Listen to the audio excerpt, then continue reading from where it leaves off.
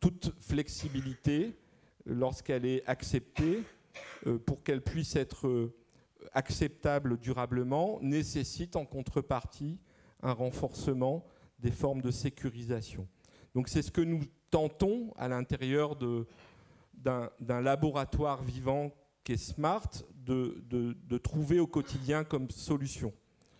Je voulais dire que l'essentiel des gens qui travaillent en utilisant nos services, une partie importante sont, on peut les décrire comme des intellectuels précaires, puisque ce sont d'abord des artistes, mais petit à petit se sont greffés d'autres professions qui travaillent essentiellement sur le mode projet, travaillent pour le compte d'une multitude de donneurs d'ordre et doivent, en fonction de chaque projet, de chaque commande, reconstituer un collectif quelquefois de travail. Bien évidemment, ce sont pour la plupart des gens qui ont un assez haut niveau de qualification et de compétences, mais qui, que ce soit subis ou choisis, ont des conditions de travail qui sont moins avantageuses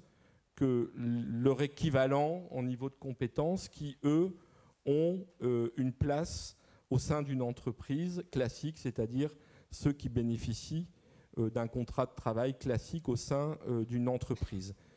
Ce que nous essayons de faire, c'est de reproduire ces conditions de travail dites classiques à l'intérieur d'une coopérative de personnes qui travaillent pour une multitude de donneurs d'ordre,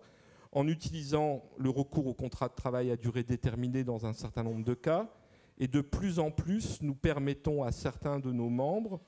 de lisser leur rémunération pour se constituer au sein de la coopérative un droit à l'obtention d'un contrat de travail indéterminé avec tous les droits associés qui correspondent au cadre du contrat de travail à durée indéterminée. Mais donc nous avons quand même affaire à une catégorie de travailleurs qui sont des travailleurs pour la plupart très qualifiés, mais qui, encore une fois, parce qu'ils travaillent en freelance, sont soumis à une forte précarité. Donc c'est le cumul de ces formes d'emploi numérique avec ces nouvelles formes d'auto-emploi qui se cumulent à un troisième élément du cocktail, c'est le recul de la place de l'État régulateur et de la négociation sociale, puisque ces travailleurs n'étant pas dans le scoop des formes de protection, de négociation sociale, puisque considérés comme des entrepreneurs qu'ils ne sont pas, ils ne en sont en réalité que des travailleurs, eh bien c'est bien le cumul de ces formes d'emploi plus le recul de la négociation sociale qui produit, de mon point de vue, un cocktail très difficile. Si on n'y prend pas garde, c'est un pan important des emplois de l'économie qui échapperont demain à notre tradition de protection sociale. L'autre élément que je voulais ajouter, c'est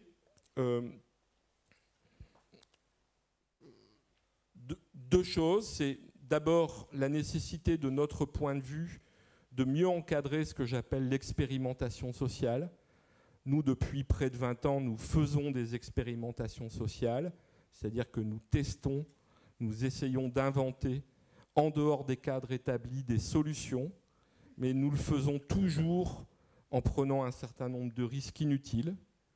c'est-à-dire qu'en absence d'un cadre qui nous autorise à expérimenter certaines choses, eh bien on expérimente sans cadre et donc on prend des risques. Je pense qu'il est nécessaire que quand on expérimente, comme on vient de le faire avec ces livreurs à vélo, devrions pouvoir avoir un cadre qui permet de mettre autour de la table des syndicats représentatifs des branches concernées, qui permettent de mettre autour de la table les services de l'État, qui permettent de mettre autour de la table l'ensemble des parties prenantes, des personnes concernées, de pouvoir vérifier au travers un dispositif d'évaluation l'impact de cette expérimentation, et donc de protéger l'expérimentateur pendant le temps de cette expérimentation, avant de décider soit d'arrêter, soit de l'améliorer, soit de le diffuser. Donc ça, c'est de mon point de vue un élément extrêmement important. L'autre élément qui me paraît important, c'est la nécessité de revenir, de reparler de la nécessité d'avoir un système universel de protection sociale. De plus en plus de nos membres, des personnes que nous côtoyons, naviguent en permanence entre des tas de statuts, des statuts de salariés classiques, statuts d'intérimaires, statuts de travailleurs freelance, indépendants, artisans, commerçants. Enfin, on peut aller très loin sur le nombre important de statuts qui sont aujourd'hui cloisonnés. Un autre phénomène, c'est la mobilité à l'international. Nous avons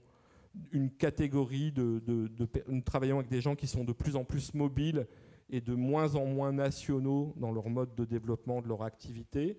Il nous paraît important que l'Europe se distingue de par sa capacité à inventer des systèmes de protection sociale qui soient plus universels, dont l'universalité soit en cohérence avec la nature des besoins.